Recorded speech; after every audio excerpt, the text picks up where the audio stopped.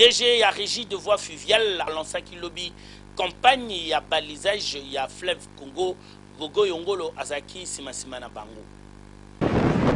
Na souci ya kotia poids na misala ya 5 chantiers république na volet infrastructure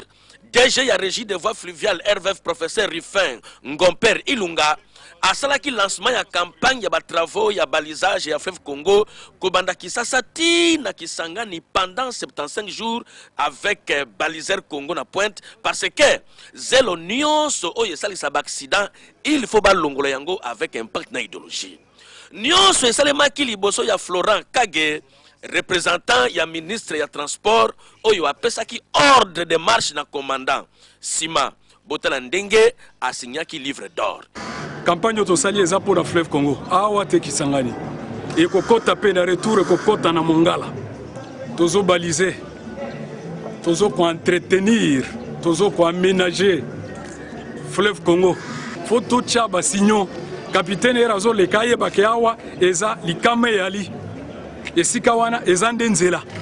nde yango wana tozo bongisa onyo soto bongisa eza pour soutenir pour répondre à l'appel ya chef de l'État. Oyo penza ezali signal moko très fort na gouvernement central pe na ba travailleurs nyonso ya régie de voie fluviale RVF ke oyo ezali renaissance penza ya RVF. Yasa.